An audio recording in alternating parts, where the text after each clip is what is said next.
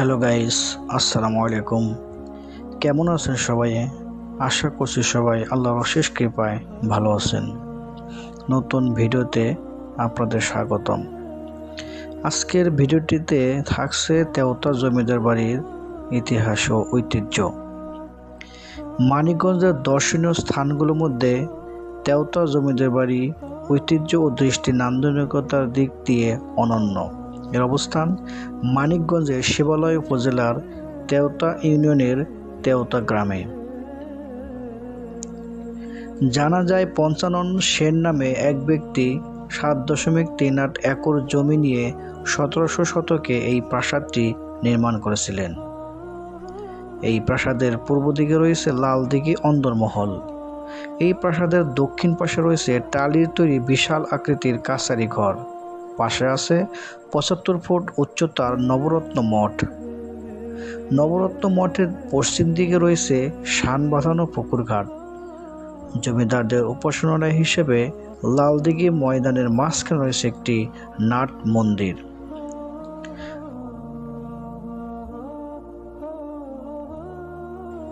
ছোট বড় মিলিয়ে প্রাসাদটিতে মোট ৫৫টি কক্ষ শোভা পাচ্ছে।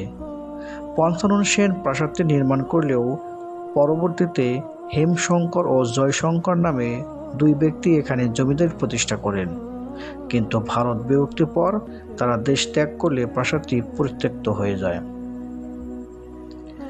দীর্ঘদিন পর প্রাসাদটির দেখাশোনা ও দায়িত্ব বাংলাদেশের প্রত্নতত্ত্ব বিভাগের আওতায় চলে যায়।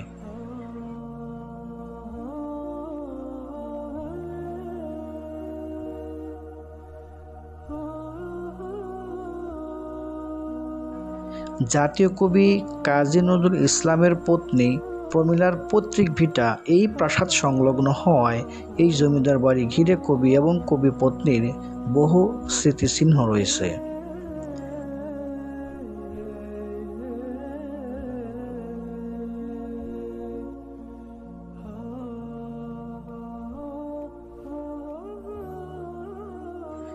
স্থানীয়দের সঙ্গে কথা বলে জানা যায়, প্রতি বছর গড়ে প্রায় ২০ থেকে ২৫,০০০ দর্শনার্থী এই জমিদার বাড়ি ভ্রমণ করতে আসেন। কথিত আছে, বিদ্রোহী কবি তার সাহিত্য ভাণ্ডার পরিপূর্ণ করতে এবং প্রচারের স্বার্থে মানিকগঞ্জের শিবালয় উপজেলার তেওতা জমিদার বাড়ির ব্যারিস্টার কিরোড়সঙ্গ রায়ের বাড়িতে একাধিকবার যাতায়াত করেছেন। বর্তমানে এই জমিদার বাড়ির অবস্থা খুবই জরাজীর্ণ। একসময় এটি ছিল অত্যন্ত জৌলসতার অমর দৃষ্টান্ত, অথচ কালের গর্ভে সেই জৌলসতা আজ আর নেই। এটি সংস্কার করা আবশ্যক, যাতে এর হারানো জৌলস ফিরে পায়। আজকের মতো ভিডিও এই পর্যন্ত। ধন্যবাদ সবাইকে ভিডিওটি দেখার জন্য।